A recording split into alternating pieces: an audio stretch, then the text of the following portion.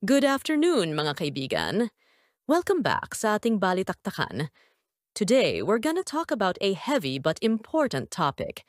Si Enzo Almario, isa sa mga miyembro ng dating preteen musical group na Sugar Pop, naglabas ng video kasama si Gerald Santos tungkol sa alleged sexual abuse na naranasan niya sa kamay ng musical director na si Danny Tan.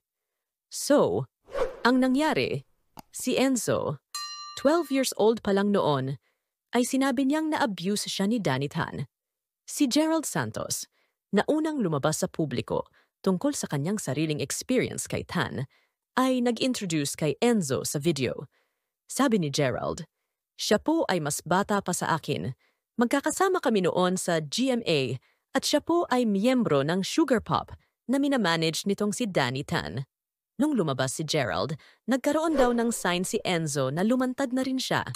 Sabi ni Gerald, dahil hindi na rin po makayanan ng kanyang konsensya na hayaan na lang ang mga nangyayaring ganito. It took some time bago lumabas si Enzo dahil hindi po biro yung pinagdaanan niya. Sabi ni Gerald, sa kanya nga po multiple times. Ang dami po. Si Enzo, nagpapasalamat kay Gerald dahil siya ang unang lumabas at nag-encourage sa kanya na gawin din yun. At sinabi niya, "It took me a while to finally take action on this issue. But now I am no longer afraid, and I shouldn't be the one living in fear. I was raped and deceived by the same person who also raped Kuya Gerald." Nag-share din si Enzo ng Facebook story at sinabi niya na nahihirapan siya makahanap ng tamang words or feelings para sagutin ang mga nag-reach out sa kanya. Sabi niya, "I'm also in an indescribably uneasy place after writing down everything that happened from start to finish. Reliving those moments feels like I'm back in that powerless, deceived state. And with the understanding I have now, it's impossible not to get emotional."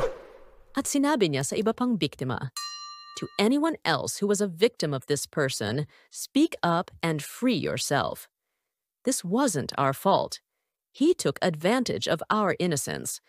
I sincerely hope to get justice, not just for ourselves, but for the potential victims he may be targeting, and everyone he already preyed on."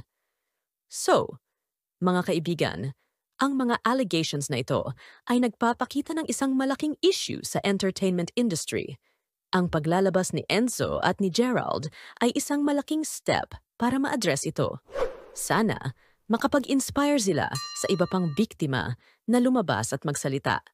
At sana makatulong ito para magkaroon ng justice at para maiwasan ang mga ganitong abuso sa hinaharap. Salamat sa inyong pag-listen, mga kaibigan.